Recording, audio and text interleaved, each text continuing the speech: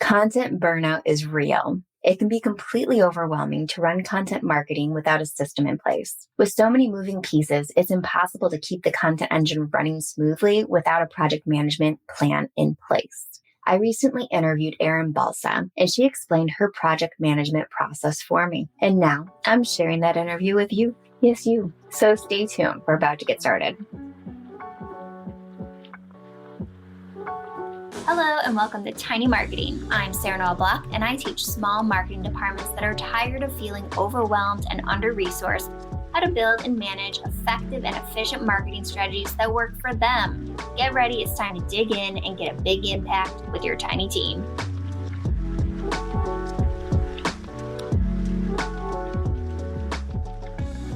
Hey, Erin, thank you so much for joining me today. Hey, Sarah. Thanks for inviting me to chat. I'm happy to be here.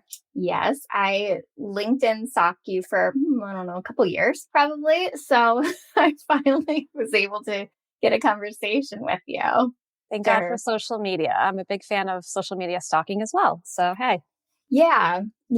I pretty much talk at people until they notice me. and then I make them be friends with me. Love it. It's a good strategy. It's obviously working. Can you, for anybody who's not stalking you right now, can you introduce yourself to the audience? Absolutely. I'm Erin Balsa. I live just south of Boston, and I am founder and chief picky editor at Erin Balsa Content Marketing. And I work with B2B SaaS companies who really need to give their content a complete overhaul, whether that means it's boring, it is not getting enough, action. So content is designed to make selling easier, but a lot of content doesn't do that. It just kind of dies a slow death on the internet. And I am here to breathe mouth-to-mouth resuscitation into dead content. I love that. And we're going to get into the content research piece because you are really big on original research. And I can see why, because I took your course and I'm like, yeah, that makes a ton of sense. You get longer legs with that original research. But first, I want to talk about project management. Yay, project management. So I can't remember which podcast I was listening to you on. You were a guest, but you were talking a lot about project management and your process with your internal team. I think you called it your internal agency. So I wanted to talk a little bit about that. What is your general process when you begin a content marketing project? How do you lay it out? Are we talking specifically about reports? Because it's a kind of different beast than a smaller, so anything. Anything. Okay. So right now, I recently, about a month ago, left my day job as a marketing director at the Predictive Index. So I'm a solopreneur right now. So I am going to not tell you how I'm currently doing things because it's not necessarily the same way I was doing things when I was managing a 10-person team. Mm-hmm. So if I'm managing a team, I live and die by project management software. I remember back in the day when I was trying to manage content on a Google Sheet. And to this day, I still work with some clients that are managing content on a Google Sheet. And these are big businesses, companies making $50 million a year, $75 million a year. These companies need to be getting onto project management software, which is what I try to advise them. Because, content has so many moving pieces. Reports are at the high end of that scale. My project management template for a report has, you saw it, you bought my course. It has about 100 different steps. But even something as simple as a blog post, there's subtasks, right? So if you have a Google Sheet, it can be really hard to track where things are at any given time, especially if you have to, have a subject matter expert interview. You have to have that person sign off on the content. You have it edited. You're sending it to design to have a graphic made to put in line or for social media sharing.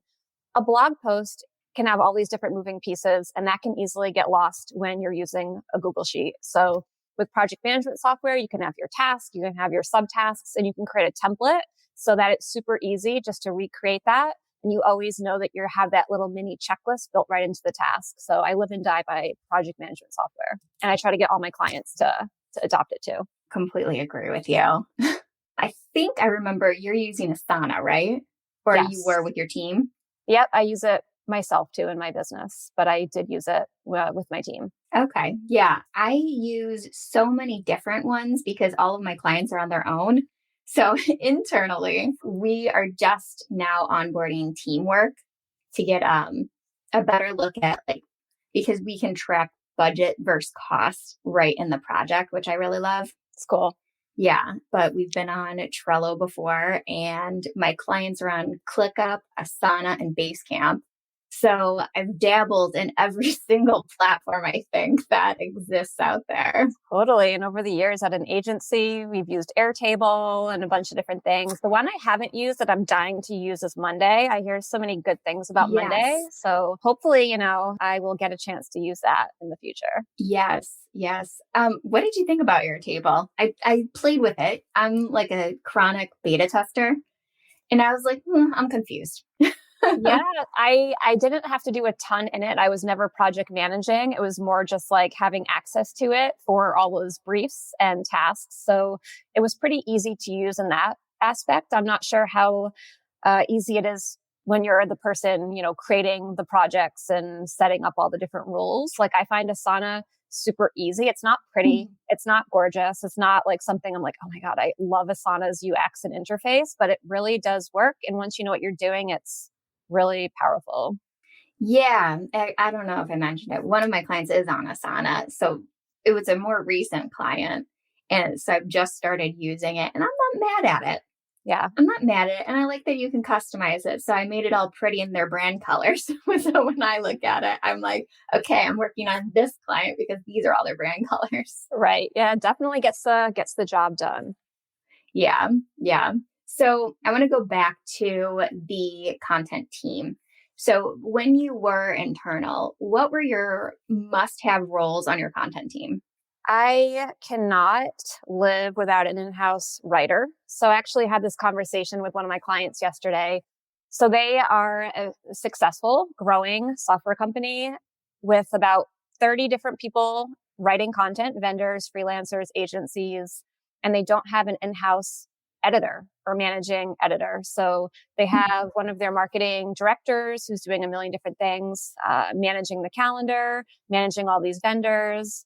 And that's a lot to put on somebody who, doesn't necessarily live and breathe content. So I really recommend that this client and any client in a similar situation, because it's very common, they hire a managing editor. Doesn't have to be someone super senior, someone who is organized, efficient, coachable, that can manage all the moving pieces, and also someone who can edit content. Because when you have even if you don't have 30, let's say you have 2 or 3 different freelancers creating for you, you need someone who can make sure that it matches the quality standards that you've set. It Mhm. matches your brand voice. And if you have a strategic narrative that this, freelancer is actually speaking about the narrative in different pieces, because if you're not, it's very disjointed, especially when you have this SEO content. And the objective is really with these SEO agencies, get it to rank, get it to rank. They're not thinking about strategic narrative and, all of those pieces that are so important because brand drives demand. And if you have that internal person who is kind of the steward of that within the content, it's really, really powerful. So for me, if I haven't been playing that role myself, I have to have that on my team, as well as at least one full-time in-house writer.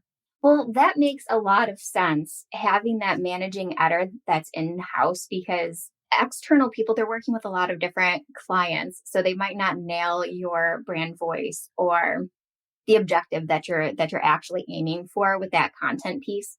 So having that final eye on it makes a ton of sense. And I think that nobody I know has an in-house managing editor. And what happens is when you don't have that function and that person that really owns it, you have too many cooks in the kitchen because no one feels confident about this content. So then you have, 10 different managers, 10 different directors, maybe even the CMO peeking at content. And that is a huge waste of their time. You should have your, in-house managing editor that reviews content. If it's speaking about the product, maybe you have a product marketing manager sign off to make sure that the product is being spoken about in the right way. And that should be it. You don't need to have 10 people review every single blog post. That's just a waste of resource. You should have someone who you trust to do that on behalf of the team.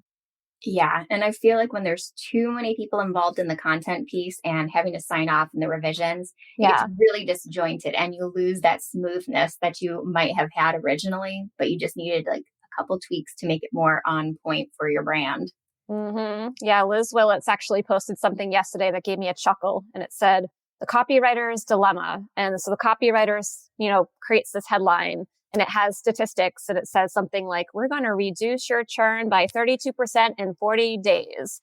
And so then it says, the CMO says, oh, I don't want to make any promises. Our product changes a lot. So now the copywriter removes those numbers and the data. And then someone else says, oh, this seems too boring. Let's make it more creative. And by the end, this headline doesn't make any sense because there's too many cooks in the kitchen. So Yes. that is something you always want to try to avoid. Liz is another one I stalk. She's really good. She is. Okay. All right. Last question with project management. How do you structure your team and projects so the entire process from beginning to end runs smoothly? When there's a lot of handoff points, I find that it can fall apart between, passing the baton. Gosh, yes. So again, I'm speaking about best practices and how I did it at my last job, because right now it's just me. So for me, project management software, number one, planning, number two. So a lot of companies, they work in silos. You'll have, the content team, the product marketing team, the brand team, the comms team, the demand gen, and it's kind of like an assembly line. And in many agencies, that's how it works too. You have your strategist who says, this is what we're going to do. And then the content team writes it. And then the design team designs it. And then blah, blah, blah, goes through the assembly line, goes on the website. So that can lead to, again, disjointed strategies because nobody's thinking about the whole picture. They're just thinking about doing their little piece of the assembly line. Mm-hmm. So what I thought really worked well is to do co-planning so that you have different stakeholders from the different functions working together. So for example, let's say that the product marketing team, they set the annual theme of the year. Typically that might be based upon the strategic narrative. And so once you have that, they're also going to set their quarterly sub-themes. And these are the themes that are going to guide all of the marketing campaigns so that when you have a shared marketing calendar, you can see sub-theme for the quarter. What are the different initiatives that demand gen are doing? What are the different initiatives that content is doing? And then from there, you're going to get together and plan your content campaigns. So for me, it might be this quarter, we're going to do a research report, and that's going to be our big content. From there, we're going to chop it up and repurpose it.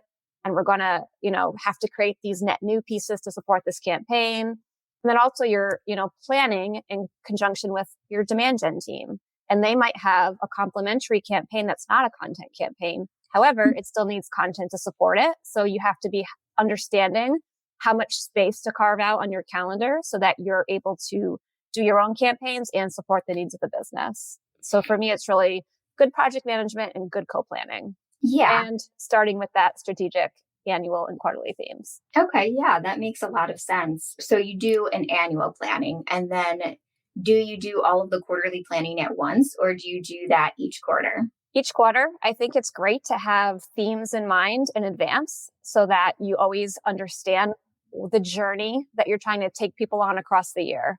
Mm-hmm. And, these different sub-themes help people understand different parts of this overarching kind of umbrella theme. So you're going to understand, the problems in this theme, and then you're going to take them to, some solutions. And then within each quarter and within each campaign, you're going to have some content for top of funnel, middle of the funnel, and all the different intent stages that people go through so that no matter where they are in their journey, there's content for them by ICP and by buyer intent stage. All right. Brilliant. And I'm glad you brought up content research because that will be our next topic. Great. But before we wrap up this conversation, can you explain how people can work with you, where they can find you online, anything you're working on? Yeah. So I'm the only Erin Balsa on LinkedIn. So lucky. That's convenient. So convenient. So lucky that I married a guy with an unusual last name. So you can search for Erin Balsa and you'll find me on LinkedIn. I also have a website, erinbalsa.com. And on that website, you can access my course. I have one course right now called the Research Report Playbook, and I teach people how to create original research reports that drive leads and demand and thought leadership and act as a tool across the entire funnel, even to support your sales enablement, even to get you speaking engagements and press mentions and backlinks. And it's just such a powerful piece of content. Yes. All right. Thank you so much. I hope you enjoyed the interview today. At this point, you should now understand how to structure your content marketing project, what roles you need filled on your content team. By the way, this can be a fractional team. You don't need to hire in-house exclusively. And how to keep projects running smoothly with multiple team members and projects in the work. Thank you for joining me. Before you go, hop over to LinkedIn and follow me and Erin Balsa. I'm Sarah Noel Block, Erin Balsa. We're both on LinkedIn a lot. And sign up for my newsletter where you'll receive weekly content marketing tips, all provided through the lens of effective and efficient systems. I'm a systems girl. I love it. See you next time. Hello, and thank you for joining Tiny Marketing. I help tiny marketing departments create consistent content that builds trust with their audience. Book done-for-you content marketing at sarahnoelblock.com. Don't forget to follow, rate, and review the podcast on your favorite podcast app. See you next time, friends.